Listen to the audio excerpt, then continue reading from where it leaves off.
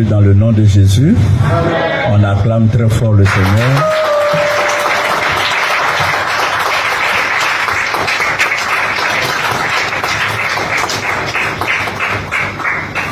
Merci d'être là, en dépit de la journée chargée. Amen. Merci au pasteur Saki, au pasteur Jésuret et différentes personnes qui collaborent avec les membres du conseil. Merci à maman Saki également. Que Dieu vous bénisse. On acclame pour le groupe musical.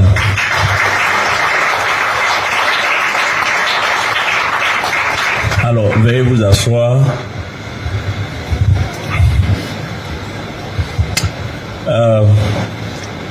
Donc, le séminaire s'étend sur 3 jours. Aujourd'hui, demain et dimanche. J'espère que vous êtes venus avec vos cahiers de notes. Tout le monde n'a pas, il y en a qui font confiance à leur cerveau. C'est bien que vous ayez des cahiers de notes. C'est un séminaire. Même les cultes ordinaires, vous devrez aussi avoir vos cahiers de notes. Amen. Le thème, c'est la puissance et les bénéfices d'une vie sanctifiée. On va le dire ensemble, la puissance et les bénéfices d'une vie sanctifiée.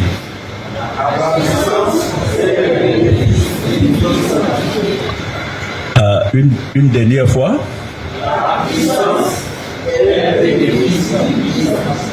Donc la puissance et les bénéfices d'une vie sanctifiée. Il est déjà 19h, on n'a pas assez de temps devant nous. Donc on va aller plus ou moins rapidement. Tout en permettant à chacun de bien comprendre le sujet. On va s'en rendre compte, il est central. Il est très très important. Amen. Le sujet porte sur la sanctification. Et c'est un sujet très très important. De façon générale, pour vivre une vérité, il faut d'abord la comprendre. Et bien la comprendre. C'est quand on comprend une vérité, c'est quand on comprend un concept qu'on peut l'appliquer convenablement. C'est pour cette raison, même quand on était aux études, on commence d'abord par nous enseigner la théorie, n'est-ce pas? Avant la pratique. On enseigne la théorie et puis après la pratique. Parce que quand le cerveau a assimilé la vérité, alors on peut traduire ça dans les faits, on peut traduire ça dans les comportements. Amen. Donc ce qui va être fait aujourd'hui, demain et dimanche vise à nous aider à bien comprendre le sujet de la sanctification. Amen. Beaucoup de personnes parlent de sanctification sans trop savoir ce que la sanctification veut dire, ou l'étendue de la sanctification, ou les bénéfices qui en découlent. Amen. Ma prière, c'est que tout au long de ces 3 jours, nous puissions comprendre ces choses. C'est pour ça qu'il faut encourager les autres frères qui ne sont pas là ce soir, pour des raisons certainement qu'on connaît, parce qu'il y a les embouteillages, pour ceux qui sont allés au travail, mais il faut les encourager. Amen. Il faut les encourager, puis demain, il faut qu'on soit là de 15h à 18h. Je vais prier. Seigneur notre Dieu, nous voulons te recommander nos cœurs, te recommander nos entendements, prier que ta grâce nous soit accordée. Nous prions surtout que, Saint-Esprit, tu nous rendes ministère. C'est toi qui as reçu mandat de nous enseigner, et sans toi, aucune lumière ne peut être projetée dans nos cœurs pour que nous puissions comprendre quoi que ce soit. C'est pourquoi nous nous exposons à ton ministère, Saint-Esprit, à l'illumination qui est ton exclusivité, afin que nous puissions, étant éclairés, nous puissions marcher comme tu l'entends, comme tu le désires de chacun de nous. Au nom de Jésus, Amen. Alors, la puissance et les bénéfices d'une vie sanctifiée. pour le besoin de la compréhension, aujourd'hui, je vais m'appliquer à définir la sanctification. Je vais m'appliquer à définir la sanctification. Donc, on va essayer de comprendre la sanctification telle que la Bible, n'est-ce pas, la présente. On va prendre Lévitique chapitre 11. Lévitique chapitre 11 et le verset 44. Lévitique chapitre 11 et le verset 44. Est-ce qu'on peut compter sur vous pour la projection des versets? Médias, on peut compter sur vous? Ok. Alors, aidez-moi à gagner du temps en étant prompt. Et voilà. Donc, Lévitique 11, 44.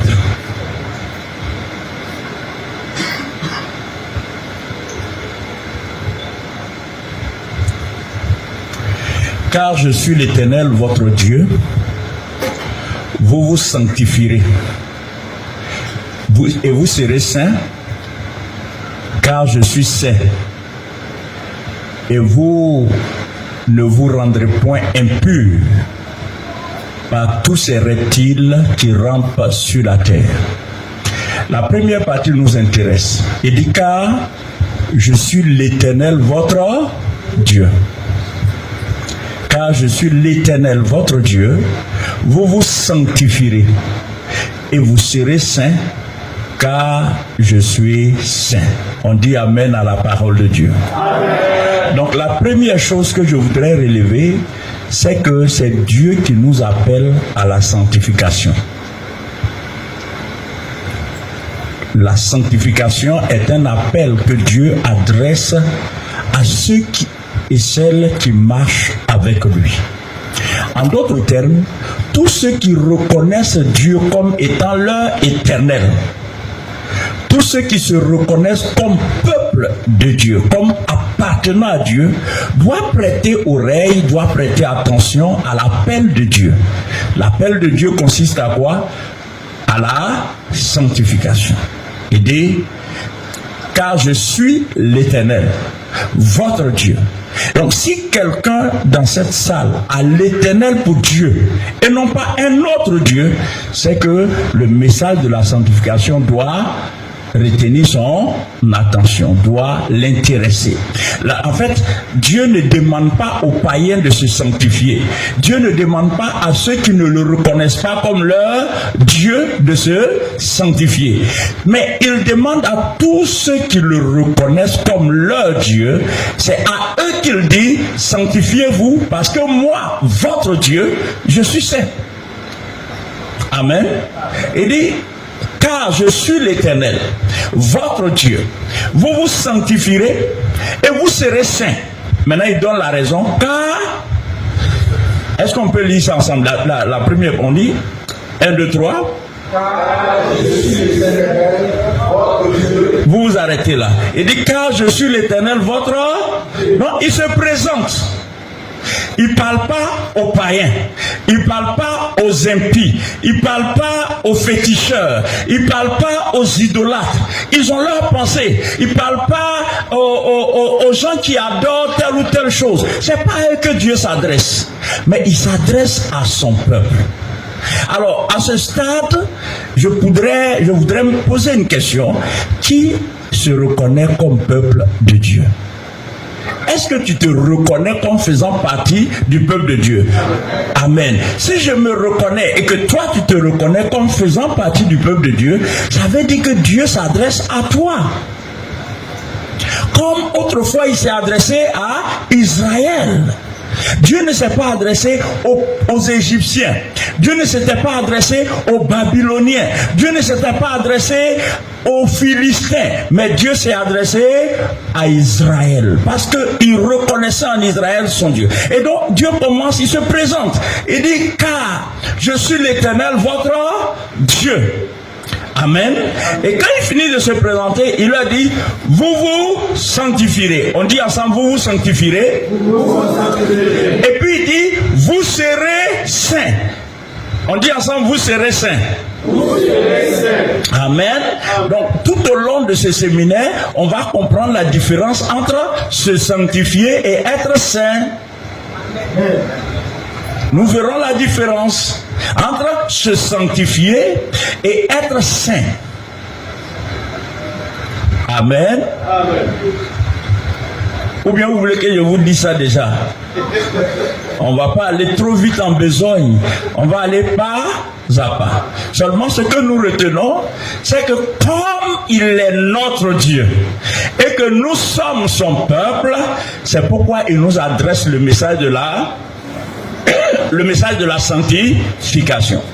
Ce que nous devrons noter et retenir, c'est que Dieu ne demande pas aux païens de se sanctifier.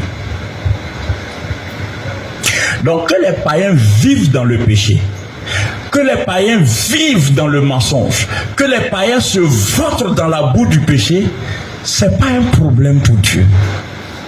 Vous savez pourquoi c'est pas un problème pour lui? Parce qu'il n'est pas leur Dieu. Il est leur créateur, mais il n'est pas leur Dieu. Il n'est pas leur Père. Donc il ne peut pas dire au sujet des païens, comme je suis saint, vous aussi, ils ne le connaissent pas. Tu comprends? Les païens ne connaissent pas Dieu. Donc pourquoi Dieu va leur demander d'être saint? Dieu même se rendrait ridicule. Il se rendrait ridicule. C'est-à-dire, vous imaginez un père de famille qui sort de sa maison et va dans la maison d'un autre père de famille et va demander aux enfants d'un autre père, il faut que vous suiviez mes commandements. C'est pas ça.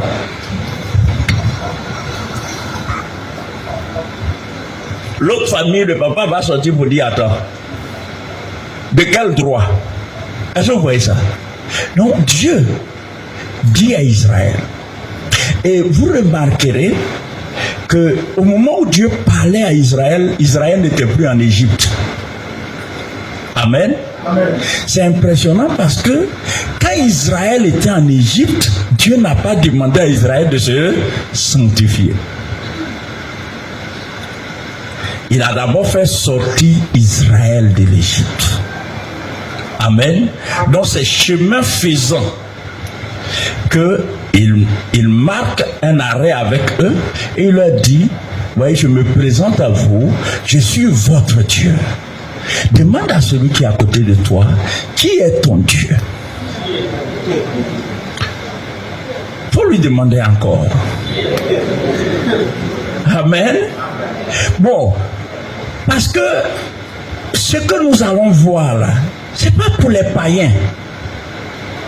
C'est pour ceux qui ont l'Éternel pour Dieu.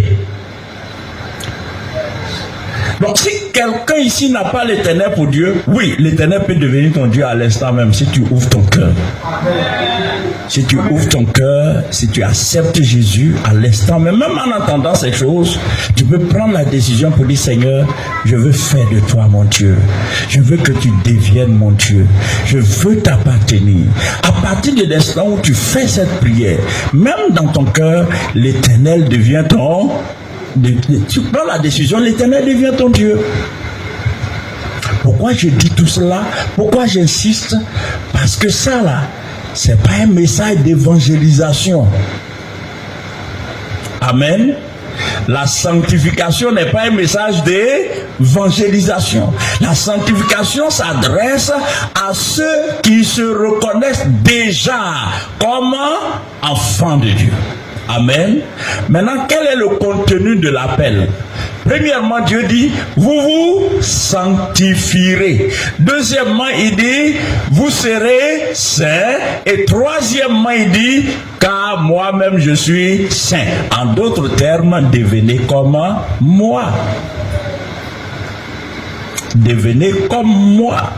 Donc, regardez, pour devenir comme Dieu, dans le cadre du sujet que nous sommes en train de traiter, pour devenir comme Dieu, qu'est-ce qu'il faut faire? Il y a deux choses à faire. Lesquelles? S'il vous plaît, lesquelles? Donc, premièrement, il faut se... Et deuxièmement... Donc, premièrement, il faut se sanctifier. Et deuxièmement, il faut être saint. En réalité, nul ne peut être saint à moins de marcher dans la sanctification. Amen. Ok, tout cela, ça va être plus clair dans notre esprit au fur et à mesure que nous évoluerons. Donc, avant de passer à un autre point, toujours là, je ne suis pas en train de définir la sanctification. C'est juste que je déblaye le terrain pour que vous compreniez la définition qui va venir. Amen. Maintenant, donc, ce que nous retenons de ce verset, c'est que tous ceux qui s'identifient à Dieu doivent prêter attention à l'appel à la sanctification, au message de la sanctification. Tous ceux qui s'identifient. Donc si toi, à l'église, chez toi à la maison, au travail, partout où tu passes, quand tu es en voyage, tu confesses que l'Éternel est ton Dieu, donc la sanctification doit faire partie de ton mode de vie. La sanctification doit faire partie de ta façon de marcher. Tu n'as pas besoin d'être à l'église pour te sanctifier. Dans tous les cas, c'est pas ce que Dieu nous demande. Mais partout où nous sommes, amen, la sanctification doit faire partie intégrante de notre vie. Aussi longtemps que nous nous reconnaissons comme étant membres du peuple de Dieu. Amen. Ok. La deuxième chose que je voudrais dire, on va prendre 2 Timothée, chapitre 2, et le verset 20. 2 Timothée, chapitre 2, et le verset 20.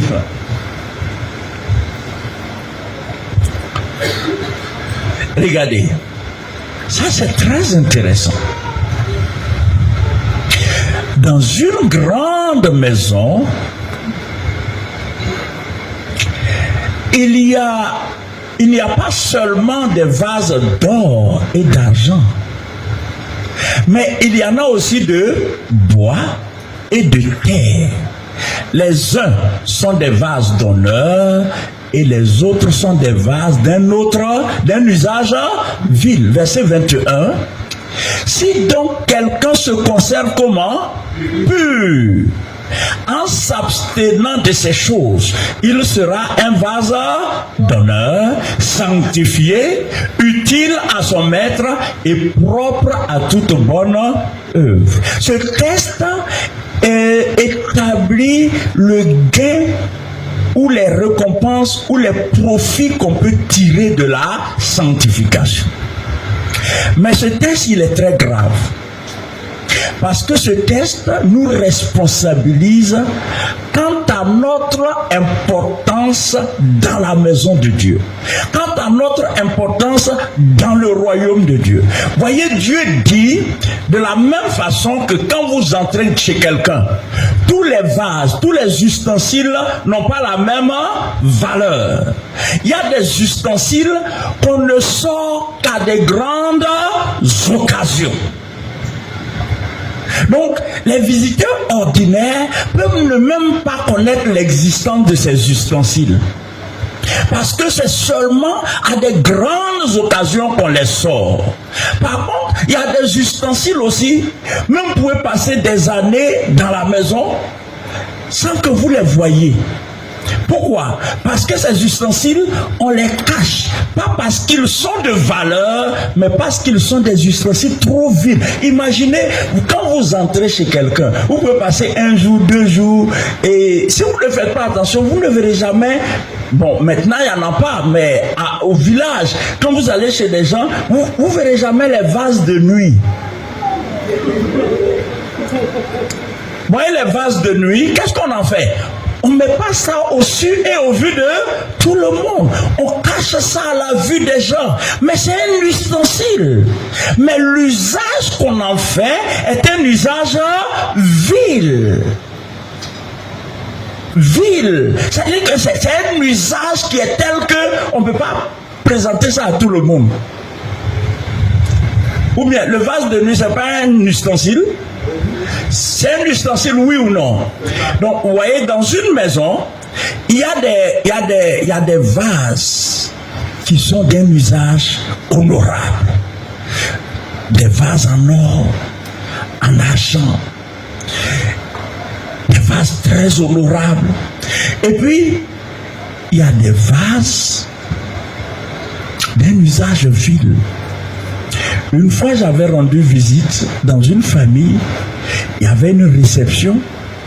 Et après la réception, il y avait les filles de la famille qui voulaient aller faire la vaisselle. Et la maman dit, non, ça c'est moi-même qui lave ça. Ça là, les autres vaisselles, vous les faites. Mais ça, mais maman, c'est toujours nous qui faisons la vaisselle ici. Oui, mais ça là, c'est moi. Parce que c'est des vases d'une certaine importance. Faut pas que tu vas casser ça.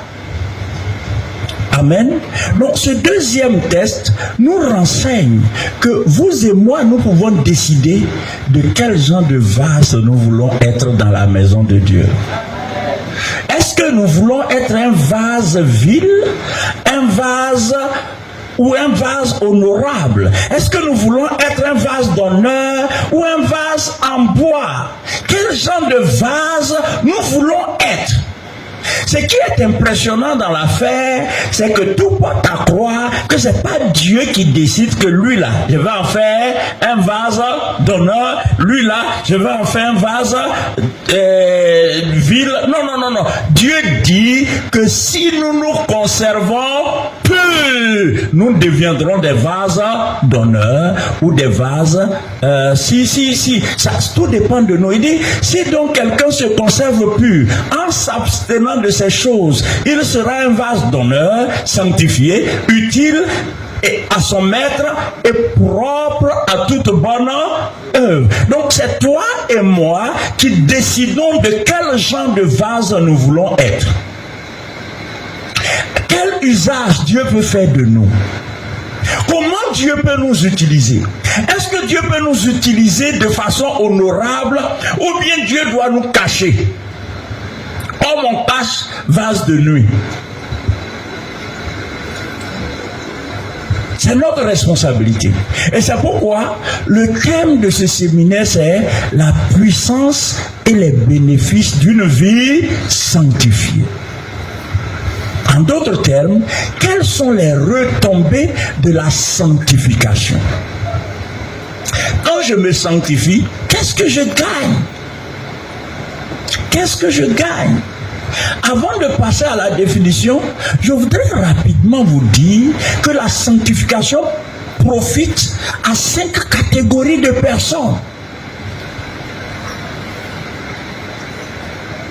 C'est-à-dire,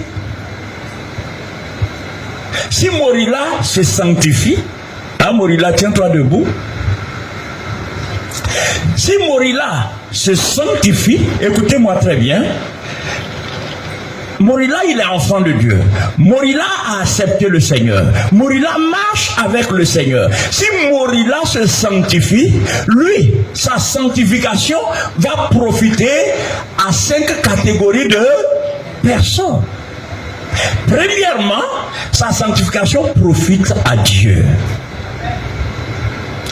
Alléluia. Amen. Sa sanctification profite à Dieu. Parce que Dieu pourra dire à d'autres personnes, vous avez vu mon fils Morila, comme Dieu a dit de Job au diable. Il dit, est-ce que vous avez vu mon serviteur Job? Il est intègre.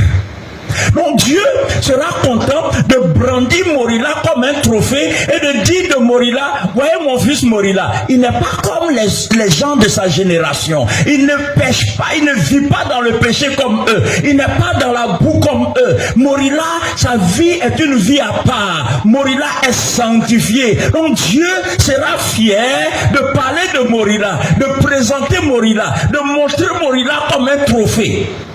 Donc la première personne qui profite de la sanctification, c'est Dieu. Dis Amen. Moi il dit, vous vous sanctifierez, vous serez saints, car je suis saint. Donc quand nous nous sanctifions et que nous devenons saints, la première personne qui profite de ça, c'est qui? C'est Dieu lui-même. La deuxième personne qui profite de la sanctification de Morila, c'est Morila lui-même. C'est Morila lui-même. Quand quelqu'un se sanctifie, Dieu profite de sa sanctification. Dis avec moi, quand quelqu'un se sanctifie, Dieu profite de sa sanctification. Amen. Pourquoi Dieu profite? Parce que Dieu se reconnaît à la personne. Parce que Dieu devient fier de la personne. Parce que Dieu peut rendre témoignage de la personne. C'est comme un père de famille qui est toujours fier de parler de son fils qui se comporte bien, qui a de bonnes valeurs, qui incarne les valeurs de la famille. Quand l'enfant incarne les valeurs de la famille, le père, la maman, ils ont des visiteurs, ils vont dire aux enfants, venez. Et puis les enfants arrivent, puis ils disent, c'est lui, c'est mon fils. En tout cas, il est bien, il fait notre choix. Non, lui, c'est... Est-ce que vous voyez ça? Donc, parce que les enfants, les parents se reconnaissent dans leurs enfants. Ainsi, la première personne, ce sont des choses qu'il faut intégrer. Ce sont des choses, vous voyez souvent, quand on entend sanctification, il faut en saisir les contours. Amen. Quand je me sanctifie, il y a quelqu'un qui est content. C'est l'Éternel des armées.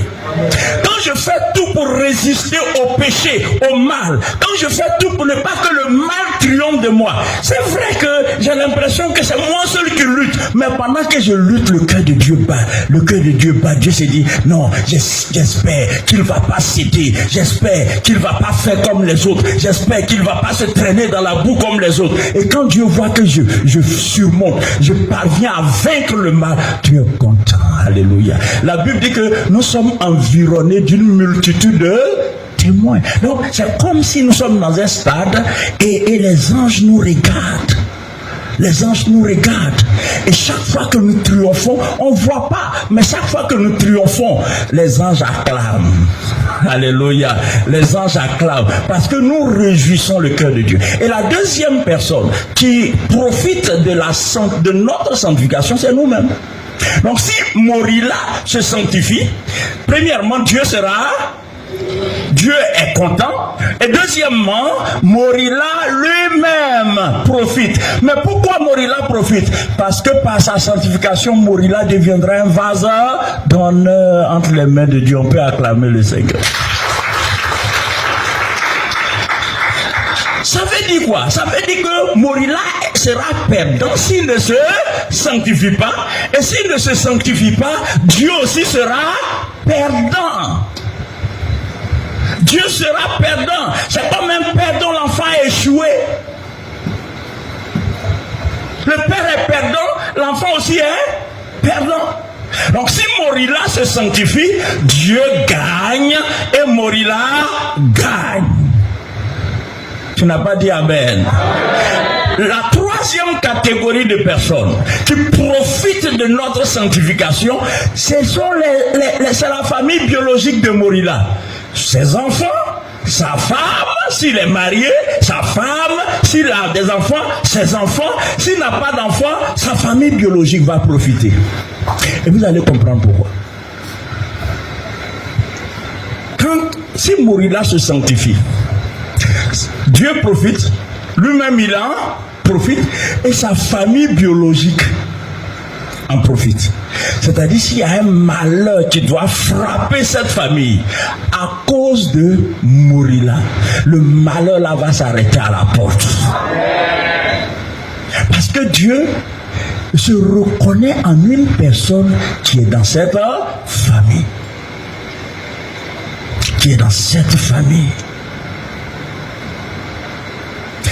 Je vais vous dire quelque chose. La Bible dit qu'avant le déluge, Dieu se repentit d'avoir créé l'homme, n'est-ce pas? Et le déluge a décimé tous les êtres vivants, sauf qui?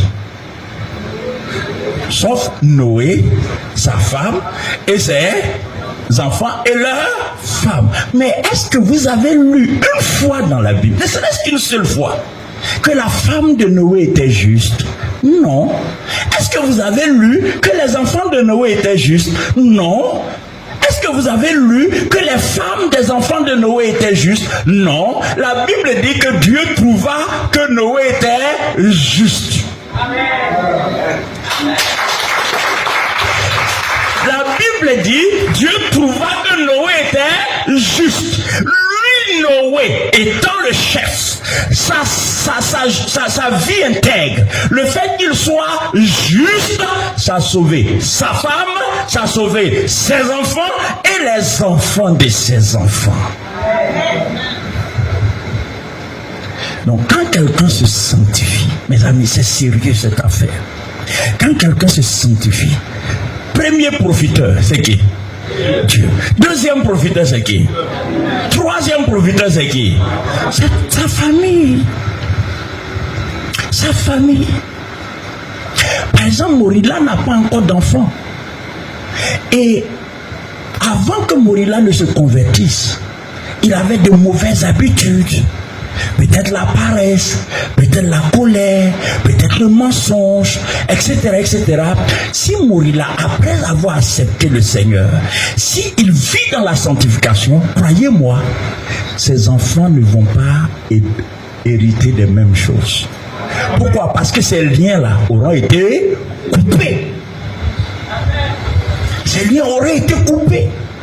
Souvent, nous ne réalisons pas que quand nous péchons, on fait du mal à Dieu, on fait du mal à nous-mêmes et on fait du mal à ceux qui sont autour de nous, à notre famille biologique. Parce que s'il y a un malheur, j'ai dit, la Bible dit que Noé a été trouvé juste. Alors qu'est-ce qui s'est passé? Le déluge s'est arrêté à la porte de sa famille. Non, tu n'as pas compris. Le déluge s'est arrêté à sa porte. Noé était juste. Dieu a préservé sa vie, la vie de sa femme, la vie de ses 3 enfants et de leurs femmes. Voici les 8 qui sont entrés dans l'arche. Mais ces 8 sont entrés dans l'arche. Pourquoi? Parce que Noé avait été trouvé juste. Toi seul, dans ta famille, que Dieu te trouve saint. J'ai dit toi seul dans ta famille, que Dieu te trouve saint. N'attends pas que tu sois avec des frères en Christ pour marcher dans la sainteté. Comprends une chose, quand tu marches dans la sainteté, Dieu profite de ça. Et toi-même, tu vas profiter de ça. Et ta famille biologique va profiter de ça. La 3e catégorie de personnes, la 4e, pardon, catégorie de personnes qui profitent de notre sainteté. La 4e catégorie de personnes, c'est l'Église. C'est l'Église. C'est l'Église. Amen. Dis avec moi, la 4e catégorie de personnes, c'est l'Église. Vous allez comprendre. Vous savez, il y a un verset, il y en a 2. Il y a un qui dit, ayez au milieu des païens une bonne conduite, afin que là où ils vous calomnient, ils voient vos bonnes œuvres et qu'ils glorifient Dieu le jour où Dieu les visitera. Ça veut dire quoi? Le jour où Dieu va envoyer un de ses enfants dans cette famille, alors que cette famille-là, elles te connaissent, tu es dans leur quartier, tu es dans le même immeuble, tu n'as pas un bon témoignage. Mais au contraire, si tu as un bon témoignage, et puis quelqu'un va leur parler de Dieu, dit, cette affaire-là, c'est sérieux. Parce il y a un jeune homme ici, là, il est chrétien, il s'appelle Morila. Mais l'enfant, là, il est trop bien, quoi. Il est correct, il ne fait d'histoire avec personne. Et puis, on ne le voit pas traîner avec les filles. On ne le voit pas dans des trucs de boissons, de cigarettes, de drogue. Il est correct. On dirait qu'il ne vit pas dans cette génération. Non, là où l'église se trouve, là, moi, je vais aller. En fait, le témoignage de Morila va relever le témoignage de l'église. Donc l'église profite de la sanctification de Morila.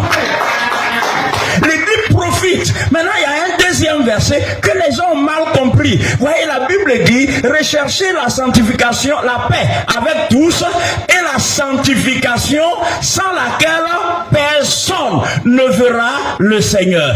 Alors, plusieurs personnes, même des pasteurs, ont compris que sans la sanctification, ce verset veut dire, sans la sanctification, tu ne verras pas Dieu. C'est pas ce que le verset veut dire. Le verset dit, recherchez la paix avec tous et la sanctification sans laquelle personne, ou bien dans d'autres versions, ça dit nul ne verra. Alors, c'est pas toi qui ne verras pas, mais qu'est-ce que Dieu veut dire? Si tu ne cherches pas la sanctification, les gens qui sont autour de toi ne verront pas Dieu. Tu ne comprends pas. En fait, regarde. Regardez, prenons ce verset. Hébreux chapitre 12, verset 14. Je reviendrai sur ça plus tard. Hébreux 12, 14. Et puis, je vais juste vous expliquer. Regardez bien le verset. Il a dit quoi? On lit ça ensemble. 1, 2, 3. Recherchez la paix avec tous. Et la sanctification. On va bien lire ça avec le respect de la ponctuation. Amen. On y va. 1, 2, 3. Recherchez la paix avec tous. Et la sanctification. Sans laquelle personne ne verra Dieu. Alors, vous voyez, ça aurait été plus simple pour Dieu de dire recherche la sanctification avec la paix avec tous et la sanctification sans laquelle vous ne verrez pas le Seigneur.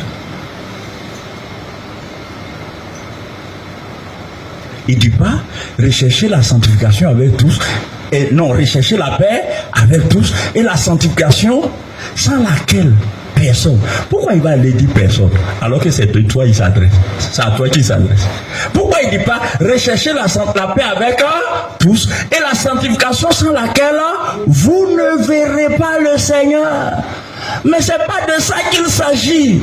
Ce dont il s'agit là, c'est que si tu ne cherches pas la paix avec tous, autant que cela dépend de vous, soyez en paix avec tous. Sachez une chose, quand je vis dans un endroit donné, dans un quartier donné, dans un immeuble donné, et que je suis en paix avec tout mon voisinage, bref, que je marche dans la sanctification, les gens voient la lumière qui est dans ma vie, ils voient mon caractère pacifique, je ne suis pas belliqueux avec les gens. Alors qu'est-ce qui va se passer? Je donne l'occasion à ces gens de voir Dieu. Ces gens-là, je leur donne l'occasion de voir Dieu. Par contre, si je suis en palabre avec mon voisinage, si je fais n'importe quoi, je suis en train de fermer la porte à ces gens. Ils ne verront pas Dieu. Même si Dieu leur frappe à leur porte, ils vont ouvrir comme ça et puis c'est le Dieu de Morila. Ils vont fermer. Ils ne veulent pas voir ce Dieu. Est-ce que vous savez que dans certains endroits, les gens ne veulent pas entendre parler de Dieu? Dans certaines familles, les gens ne veulent pas entendre parler du Seigneur. Pourquoi?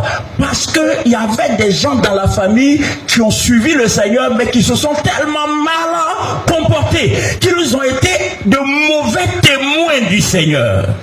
Maintenant, quand tu es un mauvais témoin du Seigneur, tu empêches les gens de voir Dieu. Est-ce que vous comprenez? Donc, vous voyez, premièrement, la sanctification profite à qui? À Dieu. Deuxièmement, à la personne elle-même. Troisièmement, à sa famille biologique. Même à ses enfants qui ne sont pas encore nés. Amen. C'est important cette affaire. Des fois, le malheur peut arriver comme ça, puis Dieu dit à cause de lui, je préserve. Je préserve. Amen. Et quatrièmement, l'Église. L'Église. Cinquièmement, notre entourage, nos connaissances. Amen. Notre entourage. Notre entourage. C'est un peu de ça que je parlais tout à l'heure. Notre entourage. Voici les 5 catégories de personnes. Donc tu vois, quand tu te sanctifies, c'est pas pour rien. Si tu ne te sanctifies pas, tu fais perdre beaucoup de choses à Dieu. Tu fais que Dieu rate beaucoup de choses. Tu fais gémir le cœur de Dieu. Parce que Dieu compte sur toi pour remporter des victoires sur la terre. Dieu compte sur toi pour te brandir comme un trophée. Il compte sur toi, il veut te brandir comme un trophée pour dire, regardez mon fils là, regardez ma fille, elle n'est pas comme les autres. Amen. Quand on était au collège, il y a longtemps, dans la ville où on était, et le quartier, il y avait un monsieur très riche et très vantard, très rigoureux aussi. Et il avait une fille, et il brandissait sa fille. Il dit, vous voyez ma fille là, malgré son âge, elle est vierge. Elle est vierge. Oui. Et puis c'était sa fierté. C'était comme un drapeau, hein. Brandissait sa fille. Et elle est vierge. Alors si un homme peut être aussi fier de sa fille parce qu'elle est vierge, à plus forte raison l'Éternel des armées. Alléluia.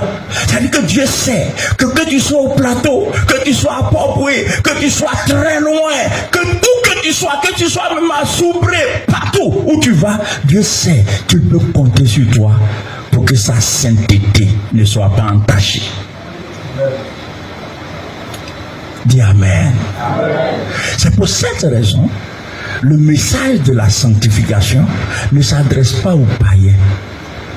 Ça s'adresse à qui? À nous. Amen. Ça s'adresse à nous. Maintenant, regardez. Quand on prend la Bible et qu'on la lit avec attention, on découvre que les termes sanctification, sainteté, bref, tous les termes connexes, hein, tous les termes qui tournent autour, qui sont de la même famille de mots, hein, que sanctification, sainteté et tout ça là. Quand on compte tout ça là, il y a 800. Ces termes reviennent 800 fois dans la Bible. Amen. C'est-à-dire, le terme saint revient 607 fois. Le verbe sanctifier revient 146 fois. Et le terme sainteté revient 34 fois. Et le mot sanctification 7 fois. Et quand au total, environ 800 fois. C'est énorme. C'est énorme. Regardez. On va juste faire un petit exercice. On prend juste Lévitique 11 et 44, le premier texte qu'on a lu. Vous allez voir quelque chose.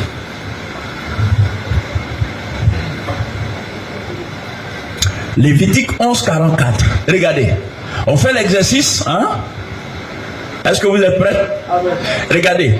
Car je suis l'Éternel votre Dieu, vous vous sanctifierez et vous serez saints car je suis saint. Dans ce seul verset, la sainteté revient combien de fois? 3 fois dans ce seul verset. Donc, tu ne peux pas lire ce verset et l'appel à la sainteté va passer inaperçu. C'est pas possible. C'est pas possible. Amen. Maintenant, dans la Bible, il y a des choses que Dieu sanctifie et il y a des hommes qui sont aussi sanctifiés. Il y a des choses que Dieu nous demande de sanctifier pour lui et des fois Dieu nous demande nous-mêmes de nous sanctifier. Qu'est-ce que c'est que la sanctification? Quand Dieu parle de sanctification, qu'est-ce qu'il a dans sa pensée en parlant de sanctification? Prenons Genèse chapitre 2, verset 3.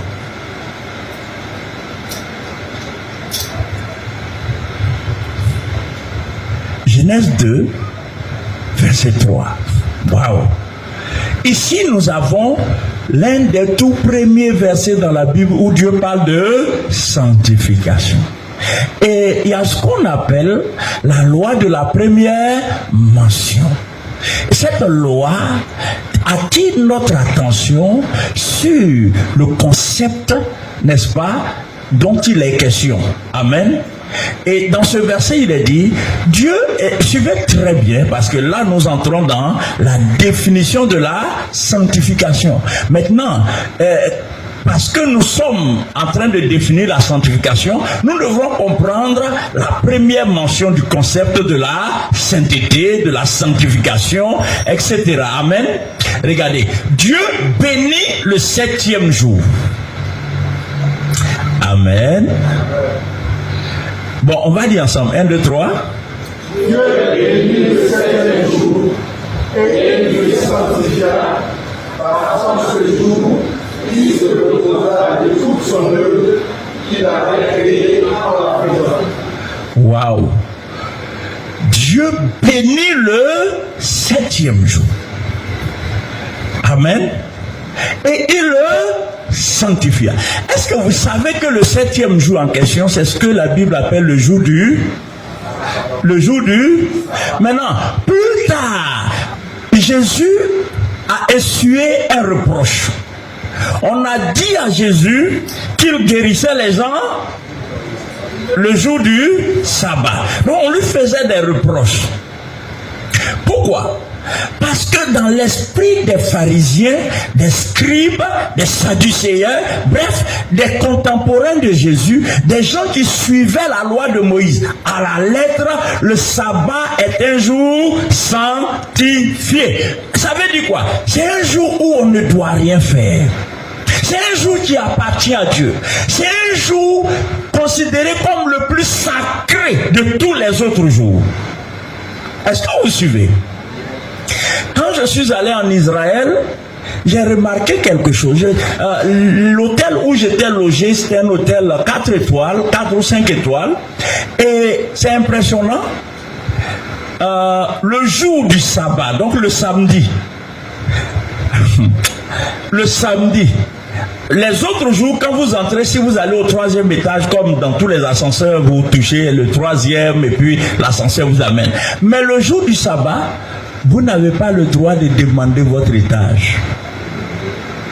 C'est-à-dire, et il y a un seul ascenseur qui marche, c'est l'ascenseur du jour du sabbat. Donc quand vous entrez, vous ne demandez pas, il s'arrête, lui seul, à tous les étages. Parce que demander l'ascenseur, c'est comme si tu étais en train de travailler. Donc pour ne pas que tu sois en train de travailler, voilà.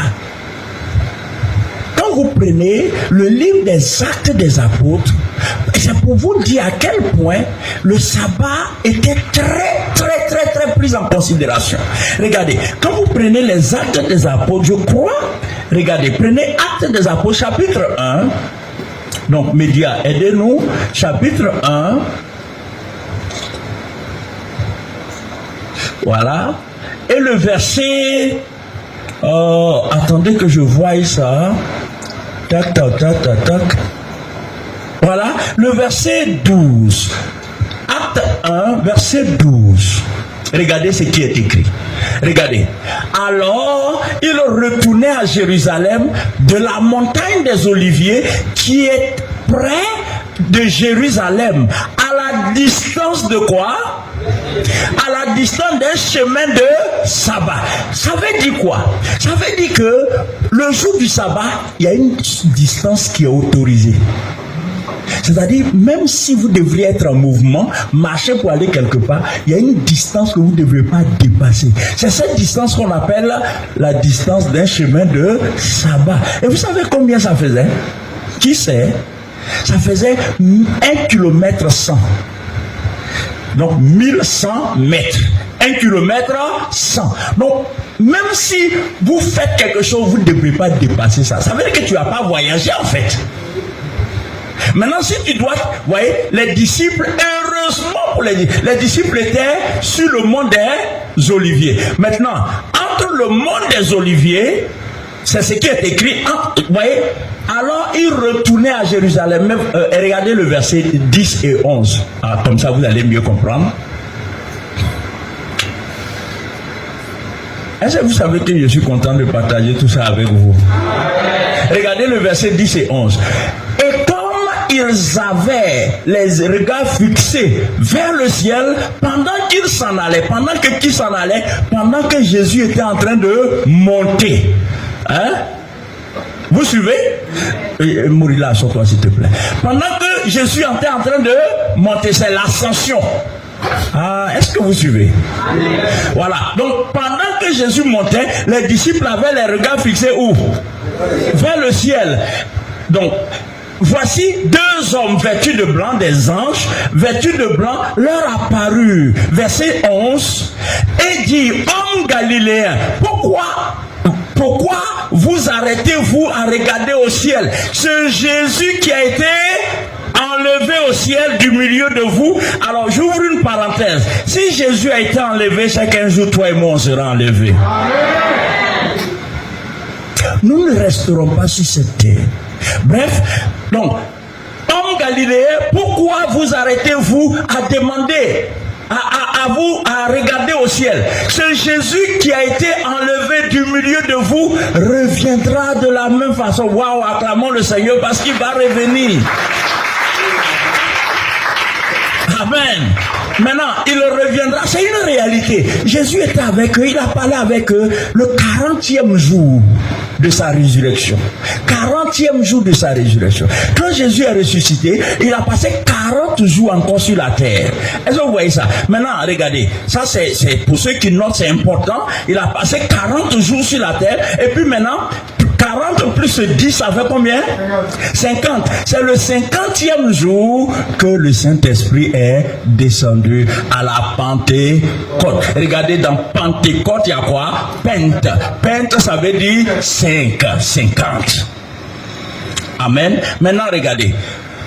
Il reviendra de la même façon, de la même manière que vous l'avez vu, allant au ciel. Donc c'était dans le contexte de l'ascension.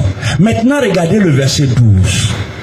Alors ils retournaient à Jérusalem. Mais ils étaient où? Sur le mont des Oliviers. C'est pourquoi après Jérusalem, il y a une virgule et on dit de la montagne, ils retournaient à Jérusalem en partant de la montagne des Oliviers. Donc ils étaient à la montagne des Oliviers au moment où Jésus a été enlevé. Maintenant de là, ils vont retourner où ça?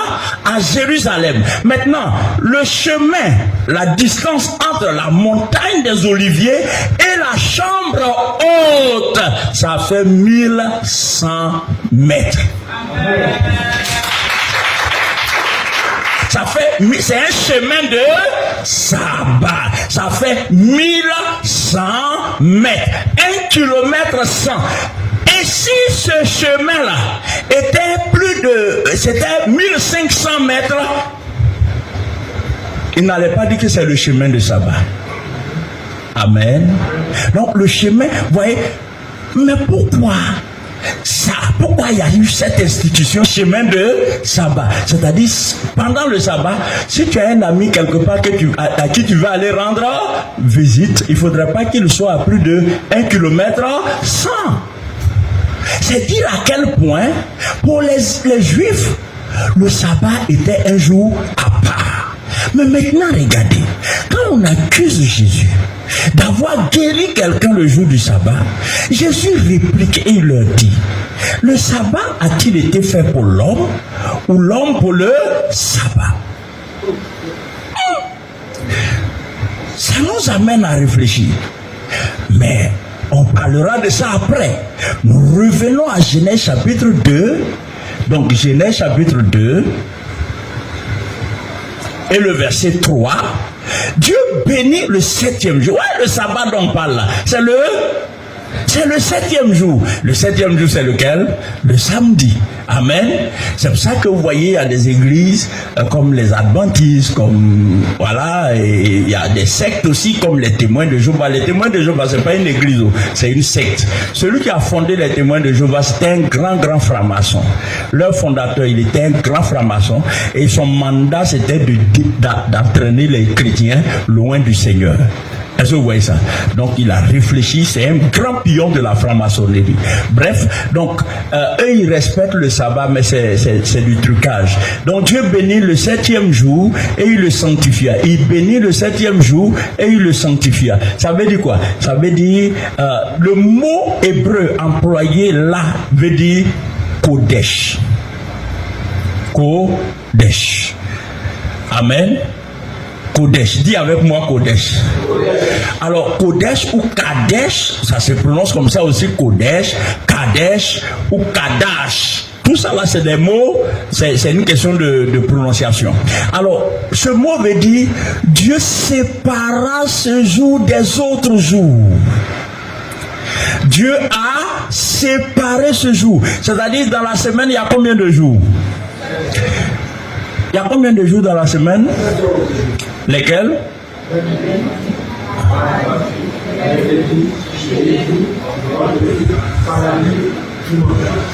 Amen. Mais regardez, on recompte encore.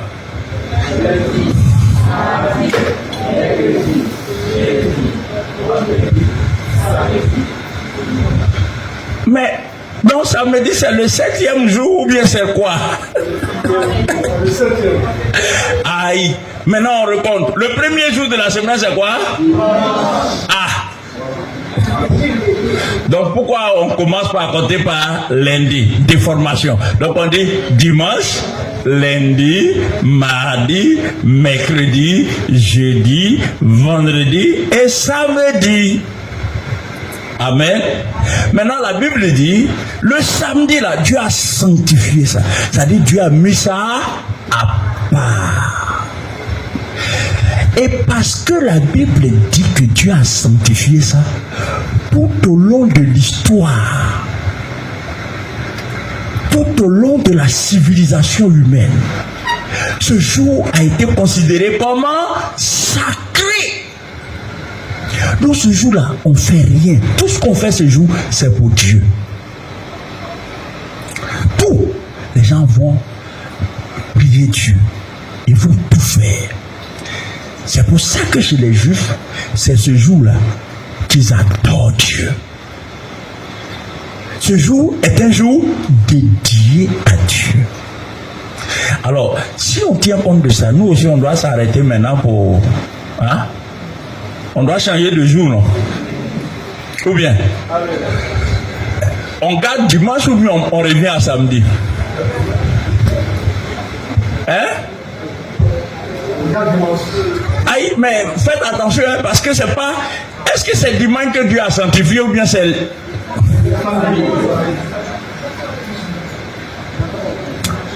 C'est dimanche que ça a été. Amen.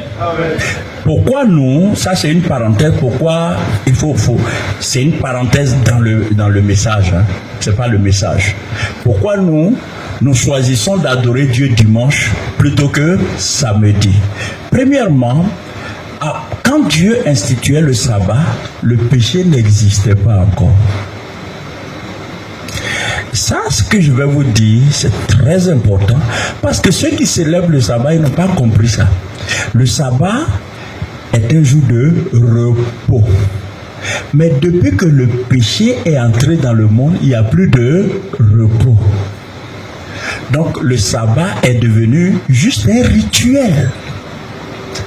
Vous vous souvenez, au moment où Dieu instituait le sabbat, c'était le 7e jour. Il avait passé 6 jours à faire quoi? À créer. Maintenant, quand il institue le sabbat, la Bible dit, il se repose. Mais au moment où Dieu se repose, il se repose avec qui? Avec l'homme créé le 6e jour. Maintenant, regardez. L'homme a été créé le 6e jour. Et Dieu se repose le 7e jour. Mais le 7e jour où Dieu se repose, c'est le quelième jour de l'homme sur la terre? C'est son premier jour. Donc ça veut dire quoi? Dans la pensée de Dieu, l'homme devrait commencer sa vie sur terre dans le repos. Dans le repos. Mais regardez, est-ce que vous savez pourquoi quand les enfants naissent à la maternité, ils pleurent? Ils savent qu'ils naissent dans un monde qui n'est pas dans le repos. Ils sont tranquilles dans le ventre. Dès qu'ils sortent net, la réalité se présente à eux. Ils commencent à pleurer. Et on pense, oui, ils pleurent pour dire qu'ils sont en vie, c'est vrai. Mais en même temps, ils pleurent aussi parce qu'ils réalisent que c'est un champ de bataille. Ils sont nés dans une maternité, mais sur un champ de bataille. Ils vont devoir lutter pour vivre. Ils vont devoir lutter pour vivre. Donc, ce n'est plus le repos. Vous voyez, dès qu'un enfant naît, c'est fini. Il va lutter contre la maladie. Il va lutter contre les microbes. Il va lutter contre les bactéries. Toute sa vie sera une vie de lutte jusqu'à ce que la mort intervienne. Maintenant, ou jusqu'à ce que Christ entre dans sa vie. C'est pour ça que quand Jésus vient, il dit, venez à moi, vous tous qui êtes fatigués et chargés, et je vous donnerai quoi? Ça veut dire que le sabbat a été violé. Le sabbat n'est plus respecté. Le sabbat ne procure plus de repos. Donc il n'y a pas lieu de respecter le sabbat, puisque le sabbat a été vidé de son contenu. Maintenant, quand Jésus ressuscite, il ressuscite pour nous donner la vie. Or, il n'est pas ressuscité un samedi, il est ressuscité un dimanche. C'est pourquoi nous célébrons plutôt la vie. Amen. Pourquoi nous célébrons la vie? Parce que c'est en Jésus que nous avons le repos. Donc notre vrai sabbat aujourd'hui, c'est quel jour? C'est dimanche. Bref, le mot que Dieu utilise en disant Dieu bénit le 7e jour et il le sanctifia, ce mot veut dire qu'il sépara ce jour des autres jours. Amen. Ici, le mot là ne veut pas dire que Dieu a séparé ce jour du péché. Pourquoi? Parce que le péché n'existait pas. Donc la première notion de la sanctification, c'est être mis à part pour Dieu. D'abord ça, être mis à part pour Dieu. Je ne sais pas si vous comprenez. Alors je vais vous dire quelque chose de très profond. Est-ce que la première signification de la sanctification veut dire être séparé du péché? S'il vous plaît. Est-ce que la première signification du péché veut dire être séparé du péché? Non. La première signification de la sanctification veut dire être mis à part pour Dieu. Être mis à part pour Dieu. Ça veut dire être consacré à Dieu.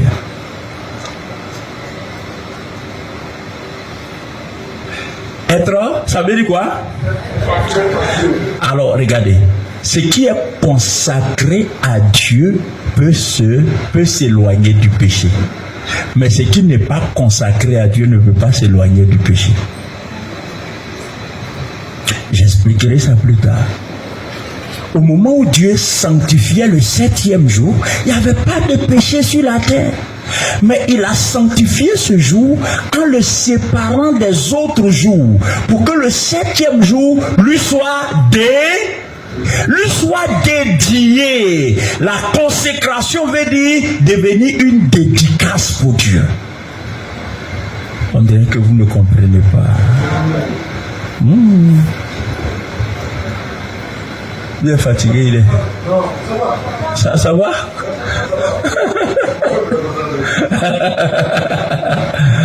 Amen. Est-ce que vous comprenez bien? Être sanctifié d'abord, c'est être consacré, c'est être dédié, c'est être dévoué pour le Seigneur. Francesca, ça va? Tiens-toi un peu debout. Prends la place de Morila, tu te tiens debout. Vas-y, ça va t'aider parce qu'elle pique du nez un peu. On sent qu'elle est là par amour pour le Seigneur. Si elle devrait écouter son corps, elle ne serait pas venue. Mais elle est venue par amour pour le Seigneur. Donc vous voyez, premièrement, la sanctification c'est ça. Être mis à part. Dites ça encore. Ok, je vais vous poser une question. Vous voyez ce micro que je tiens? Vous voyez ce pupitre, cette chaise. Amen. Le maire de Yopougon s'appelle comment? Adama Bictogo. Imaginez, Adama Bictogo vient faire une grande cérémonie à l'hôpital, au CHU de Yopougon. Vous suivez? Adama Bictogo vient faire une grande cérémonie au CHU. Et puis subitement, tous les appareils tombent en panne. Et quelqu'un lui dit qu'il y a une église ici, ils ont des micros, ils ont des baffes, et tout ça, ils ont la sonorisation. Amen. Et puis, ils envoient quelqu'un voir le pasteur Saki, le pasteur Jésuret, les membres du conseil pour dire, ah vraiment, il y a le maire qui a besoin de micro, qui a besoin de la table de mixage et tout ça là. Qu'est-ce que les pasteurs doivent faire? Ils donnent ou ils ne donnent pas? Réfléchissez bien. Non, réfléchissez. Bon, il y a deux groupes. Qui sont ceux qui disent qu'ils doivent donner? Tenez-vous debout. Non, n'ayez pas peur. Tenez-vous debout. Oui, n'ayez pas peur. Tous ceux qui disent qu'ils doivent donner, c'est une décision, hein, parce que ça peut arriver, non? Voilà. Donc, non, mais pourquoi, Alexis? Tiens-toi debout. Attends, c'est moi qui ai dit tenez-vous debout. Maintenant, je ne vous dis pas assoyez-vous, tu te tiens debout, tu t'assois. Donc, reste debout. Donc, encore une dernière fois, qui sont ceux qui pensent que l'Église doit donner là? Ça ne veut pas dire qu'ils prennent ça toujours, mais juste pour l'occasion. Et puis, ils vont nous ramener ça. Qui sont ceux qui disent qu'ils doivent donner? Si vous voulez, qui sont ceux qui pensent que l'Église doit prêter ça? C'est fini? Il n'y a pas quelqu'un? Madame Bougou, on te considère comment? Bien. Donc, vous, non, ma fille, tiens-toi debout. Ou bien tu es fatigué. Donc, alors, tous ceux qui sont debout disent qu'on doit donner. Alors, je vais commencer par ma fille. Rappelle-moi ton prénom. Estelle, avec deux L ou un seul L? Deux L. Alors Estelle, dis-moi, pourquoi tu suggères qu'on donne? Parce que ça veut dire quoi? Ça veut dire que si toute l'église est en déplacement, est-ce que vous suivez? Hein? Vous suivez? Ça veut dire que si toute l'église est en déplacement. Non, Estelle, prends le micro comme ça, tout le monde sait que c'est toi. Si toute l'église est en déplacement, et puis c'est Estelle est à l'église ici avec sa soeur. Rappelle-moi ton nom. Emmanuel. Donc Estelle est à l'église avec Emmanuel, se préparant pour la répétition. Et puis, on frappe à leur porte. Et c'est un envoyé spécial du maire. Et puis, donc, vous voyez, et 2 heures de temps après, le pasteur Saki qui vient d'un voyage de passage dit, bon, attends, il a fait tout à l'église, il arrive, il n'y a rien. Et puis il dit, mais... Et puis il dit à Esther, mais attends, les micros, la table de mise, c'est où? Il dit non, il y a le maire qui a demandé, ils disent qu'ils vont envoyer ça, ils vont ramener ça tout à l'heure. Alors Esther, dis-nous, pourquoi on doit donner? Écoutons Esther. Et elle parle en votre nom. Hein? Maintenant, si quelqu'un n'est pas d'accord avec elle, la personne se désolidarise. Vas-y. Bon, papa, selon moi, on doit donner parce que peut-être parmi ceux qui sont venus écouter le maire, d'autres sont pas chrétiens. Mais là, ce que je veux poser peut les amener à venir à l'église pour dire, ah, c'est grâce à l'église que le programme a pu se poursuivre. Oui. Voilà. Vous voyez comment, vous voyez sa motivation, non? Donc, à la fin de la journée, la motivation d'Estelle, c'est pour que demain, Dieu soit glorifié. Waouh! Oui, Emmanuela. Papa, selon moi, je sur le fait que Esther, tiens-toi debout, parce que vous n'avez pas encore fini de vous défendre. Hein? tout ce que Esther a dit, je reviens un peu là-dessus. Oui. Avant de donner, j'appelle d'abord le pasteur Saki pour voir la réponse qu'il va me dire avant de donner. Ah, il y a un élément. Il y a une qui va demander la permission. Esther, elle dit, bon, ce qui est sûr, c'est quand même Adama Bictogo. Hein? Oui, Alexis? Oui, dis-nous rapidement, vas-y. Merci, papa. Bon, selon moi, c'est ce qu'elle a dit là. Avant de donner, on doit d'abord demander. Mais ce qui est sûr, tu vas donner. Bon, faut donner le micro là, rapidement.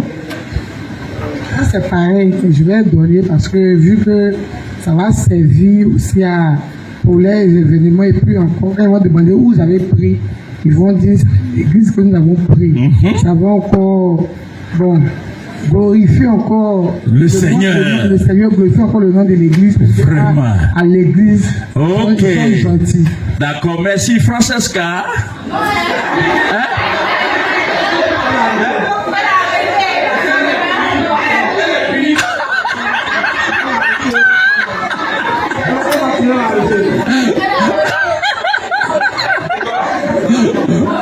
Bon, Madeleine alors. Tu as été sauvé par le gong. Bon, Madeleine, vas-y. Moi, tout d'abord, je vais appeler le pasteur Saki. Oui, mais il ne faut pas dire tout d'abord. Ça dit d'abord, on va donner. Je n'ai pas donné d'abord. Ah bon? Je n'ai pas donné d'abord. Quand le pasteur ne donne pas son accord. L'accord, pas donné. Ok, ça dit, on va. Bon, tu t'es tenu debout parce que d'abord, toi, tu penses qu'on doit donner, mais avec l'accord du pasteur. Ok, veuillez vous asseoir. Bon, maintenant, ceux qui disent. Ouais, tu veux t'asseoir? Assois-toi. Maintenant, ceux qui disent qu'on ne doit pas donner. Oui? Oui? Je veux voir les mains. Voilà. Donc, Madame Poku, tiens-toi debout. Salomon, tiens-toi debout. Et puis, Maman Jésurin, tiens-toi debout. Vas-y, tiens-toi debout. Donc, les trois personnes vont nous dire, on commence par Salomon. Donc, les trois personnes vont nous dire pourquoi on ne doit pas donner. Vas-y, Salomon. Alors, moi, je pense qu'on ne doit pas donner parce qu'à la base, ces appareils-là sont consacrés pour servir le Seigneur. C'est comme un peu les ustensiles qui étaient dans le temple avant. C'est vrai que ce n'est pas le même principe, mais au moins ces appareils-là sont pour le service de Dieu, voilà, à l'église. Donc je pense qu'on ne peut pas faire un autre événement, voilà, qui n'est pas pour ce service-là. Maintenant, il ne faut pas ignorer le fait que Estelle a dit, et l'autre a ajouté ainsi, que pour que à la fin, Dieu soit glorifié. C'est comme nous aussi, nous sommes pour le Seigneur.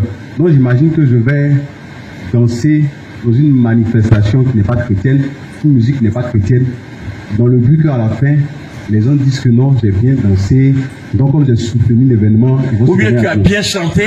Voilà, ils vont se donner à Dieu. Pour moi, c'est le même principe. Donc comme c'est pas possible aussi qu'on prenne les instruments qui sont consacrés au Seigneur pour aller dans notre D'accord. le service de Dieu. Madame Poku.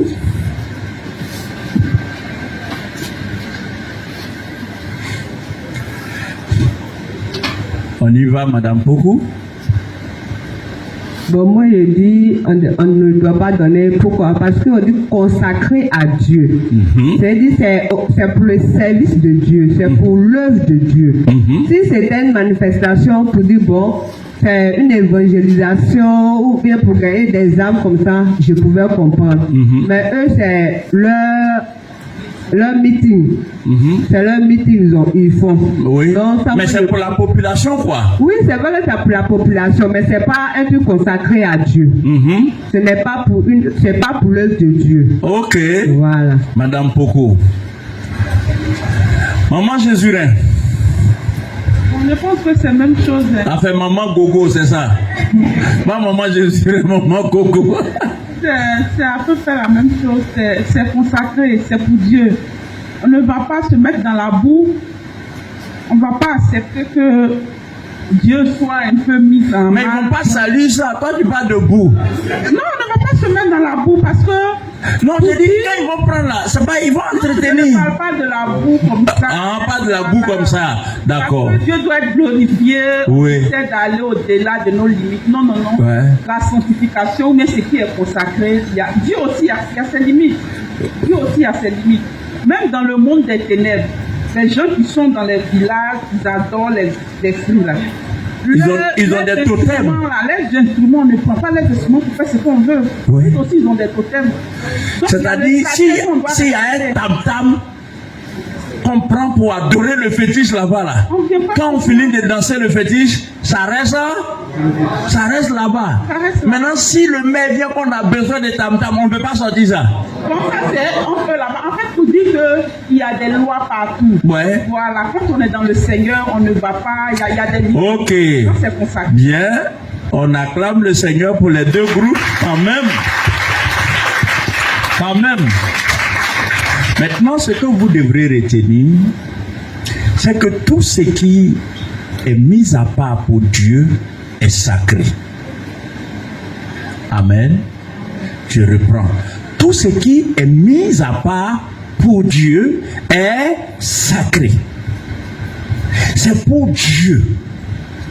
C'est pour son usage exclusif. Utiliser ça à d'autres fins revient à profaner.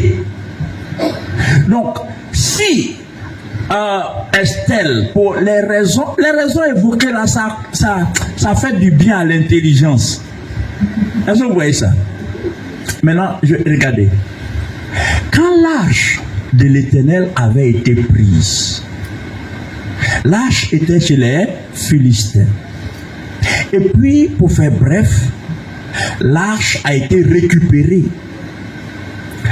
Et ils ont mis l'arche sur le dos d'un quoi? D'un animal, d'un bœuf. Le bœuf transportait l'arche. Et puis, il y avait des gens qui suivaient. Et l'arche était en train de tomber. Et il y a un certain Hulda qui a touché à secourir l'arche. Qu'est-ce qui lui est arrivé? Il est mort. Vous savez pourquoi il est mort? Est-ce que son intention était mauvaise? Qu'est-ce qu'il voulait faire? Il voulait empêcher l'arche de tomber. Sauf que l'arche est consacrée et ne peuvent toucher à l'arche que ceux qui sont consacrés à ça, c'est-à-dire les sacrificateurs, les lévites, les sacrificateurs. Et même parmi les lévites, tout le monde ne devrait pas toucher. Il y a un groupe de sacrificateurs seulement qui pouvaient toucher à l'arche. Qu'est-ce que cela veut dire? Quand quelque chose est consacré à Dieu, on ne doit l'utiliser que pour Dieu seul. Rien de ce qui peut être condamné par Dieu ne doit être utilisé pour cette chose. Qu'est-ce que la sanctification? La sanctification, c'est le fait d'être consacré à Dieu, d'être mis à part pour Dieu. Donc quand Dieu dit, vous vous sanctifierez, vous serez saints, car moi Dieu je suis saint. Regardez, Dieu est saint comment? Dieu ne se mélange pas aux autres dieux. Alléluia. Je parlais de l'arche tout à l'heure.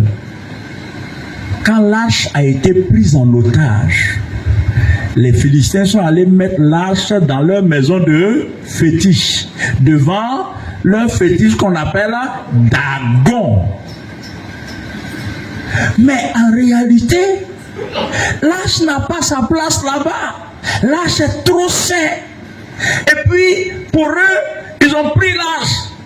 Ils ont mis l'arche en face de Dagon. Et puis, ils ont dansé, ils sont allés se coucher. Le lendemain matin, quand ils reviennent, Dagon est couché devant l'arche.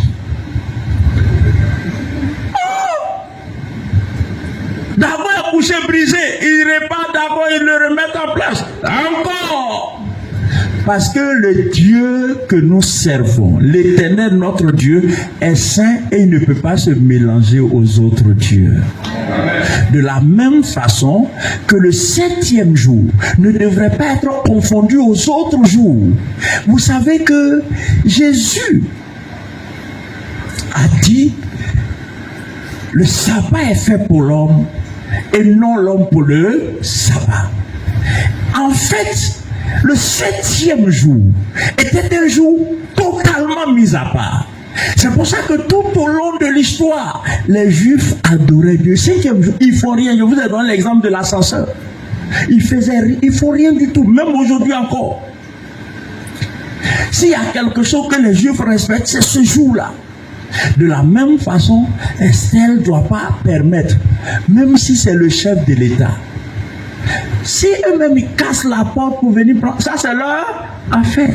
Mais nous on ne donne pas. Parce que si nous donnons, sous quelque prétexte que ce soit, nous sommes en train de profaner. Maintenant regardez, je vais terminer sur ça pour ce soir. Regardez, si ces micros ils demandent, on ne doit pas donner. Pourquoi? Parce que le micro est consacré à Dieu. Maintenant, quand le diable te sollicite pour pécher, qu'est-ce que tu dois faire? Parce que si tu acceptes, tu es en train de faire quoi? De te profaner. Parce que toi là, tu as été consacré à Dieu. Tu es consacré à Dieu. La sanctification veut dire d'abord être consacré. Ça ne veut pas dire d'abord se séparer du péché. Pourquoi? Parce qu'au moment où Dieu sanctifiait ce jour, le péché n'existait pas encore. C'est pourquoi la première chose qu'on doit comprendre dans le domaine de la sanctification, c'est que quand je me sanctifie, je dois me consacrer à Dieu, me donner à Dieu.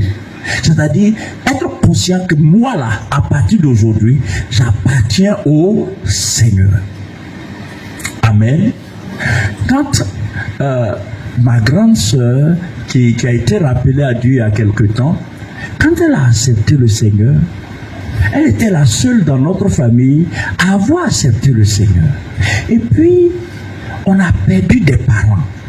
Et chaque fois qu'elle allait au village, aux funérailles, elle refusait qu'on lui rase les cheveux. Et puis nous tous on disait, mais tu exagères. Tu exagères, pourquoi tu fais ça? Elle dit non, mais je ne peux pas me mélanger à vous.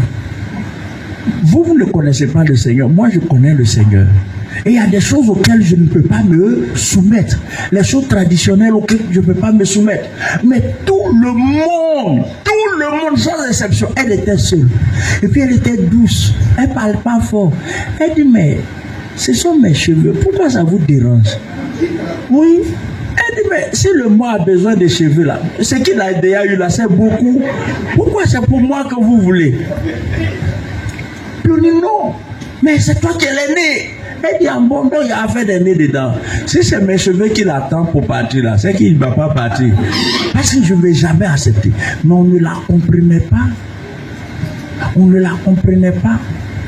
C'est plus tard, quand on va accepter nous aussi le Seigneur, qu'on va comprendre qu'en réalité, quand on devient chrétien, on est consacré à Dieu. Donc on coupe avec les histoires de fêtes d'ignames, fêtes de génération, fêtes de ceci, fêtes de cela. On saute de toutes ces choses. C'est-à-dire partout où Dieu n'est pas prêt à être, nous aussi on ne doit pas être là-bas. Aujourd'hui, il y a beaucoup de personnes qui n'ont pas compris ça. Tout à l'heure, Salomon parlait. Vous savez qu'aujourd'hui, on a des frères en Christ qui chantent très bien, mais ils vont chanter en boîte de nuit, sous prétexte qu'ils vont évangéliser. Alors que pendant qu'ils chantent là, les gens ont tellement bu qu'ils n'écoutent rien même. Ils n'écoutent rien. Et puis imaginez des gens qui chantent des chants, qui élèvent le Seigneur, et les gens sont en train de danser, mais de façon très païenne, quoi. Ils sont en train de danser et puis faire n'importe quoi sur un son de chants qui sont dédiés à Dieu. C'est de la Dites-le fort, c'est de la profanation. Alors, avant qu'on ne se quitte ce soir, il faut retenir que le contraire de la sanctification, c'est la profanation. Si tu ne te consacres pas à Dieu, si tout ce que tu fais, c'est de la... Tu te profanes. Je ne dois pas profaner mon corps, je ne dois pas profaner mes paroles, je ne dois pas profaner mes pensées, je ne dois pas profaner mes actions, parce que je suis consacré à Dieu. Je suis consacré à Dieu. Demain, nous verrons les implications de la sanctification. C'est-à-dire, quand on parle de sanctification, qu'est-ce que cela implique? Déjà même, on retient que la première implication de la sanctification, c'est d'abord quoi? La consécration. C'est pas la séparation d'abord, c'est la consécration. Est-ce que vous voyez ça? Et puis, juste après, la séparation vient, ainsi de suite. On va voir ça demain et on va voir d'autres choses encore. Pour ce soir, que le Seigneur vous bénisse et j'espère que vous avez compris quelque chose concernant la sanctification. Amen. On va se tenir debout. On va prier. Souviens-toi que quand tu te sanctifies, il y a 5 personnes qui